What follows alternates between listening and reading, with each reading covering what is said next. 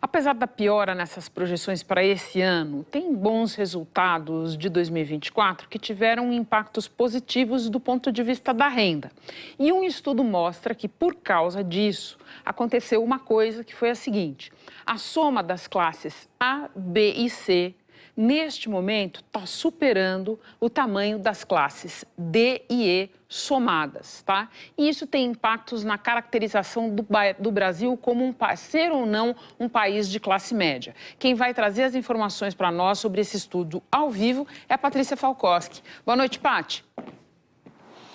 Oi, Renata, tudo bem? Uma ótima noite para você, para todo mundo. Você resumiu super bem, Renata, e justamente o estudo da Tendências Consultoria mostrou que em 2024 o Brasil voltou a ser um país de classe média justamente nessa soma que eles fazem. Isso é, 50,1% dos domicílios se concentraram nas classes, então, C, B e A. A última vez, gente, que isso aconteceu foi em 2015. 31% das famílias estão na classe C, seguida da B, com quase 15%, e a classe A, representada por pouco mais de 4% das famílias. A renda mensal familiar dessas três classes é de a partir de R$ 3.400. E mesmo com essa melhora, o levantamento mostra ainda que as classes mais pobres ainda são muito expressivas. 49,9% das famílias estão nas classes D e E, com renda mensal domiciliar de até R$ 3,4 mil. As regiões Norte e Nordeste concentram as menores rendas. Já o Centro-Oeste e aqui o Sudeste estão com as maiores rendas do país. O estudo mostra que entre as classes mais pobres, a maior fonte de renda vem de programas sociais, como, por exemplo, Bolsa Família. Na classe A, a renda vem de ganhos de capital, como juros e dividendos. Já a classe C depende mais de salários. E para o economista Lucas Assis, da Tendências Consultoria, o aumento da classe média no ano passado se deve à melhora do emprego no Brasil. À medida que há uma maior demanda por mão de obra do que a oferta, com uma taxa de desemprego reduzida, a pressão salarial acaba incrementando essa renda do trabalho e ampliando a renda desses domicílios abaixo da linha da pobreza, migrando aí para a classe média. Então, a gente vê que hoje no Brasil há uma maior participação de domicílios não pobres, que seriam essas classes média, média alta e a classe alta, em comparação aos domicílios abaixo da linha da pobreza, nas chamadas classes D e E. O levantamento mostrou ainda que a mobilidade social das classes D e E deve desacelerar nos próximos anos, acompanhando um fenômeno comum de países com alta desigualdade de renda. E destaca também que, apesar do emprego ser o principal meio para diminuir a pobreza, o mercado de trabalho brasileiro ainda é caracterizado por baixas remunerações, elevadas desigualdades entre grupos e também altas taxas de informalidade. Renata.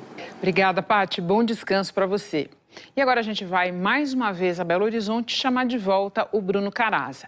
Bruno, eu quero juntar a tua apresentação sobre os desafios, as pressões sobre a economia brasileira em 2025 agora e o resultado desse estudo que mostra como a melhora na renda que a gente viu no passado bem recente fez com que mais gente fosse para a classe C. E por que eu quero juntar essas coisas, Bruno? Porque a gente já viu esse filme e a gente sabe que essa melhora das condições, entrada de mais gente na classe C, está muito sujeito às chuvas e trovoadas do desempenho da economia, né?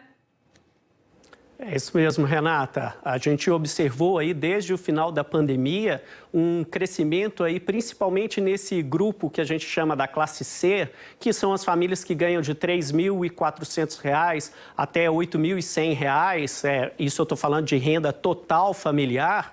E isso é muito fruto do aquecimento da economia nos últimos anos, pós-pandemia, que fez com que muitos integrantes de famílias pobres obtivessem aí uma vaga no mercado de trabalho, seja formal ou informal. Então, essa foi a categoria que mais cresceu nesses últimos anos.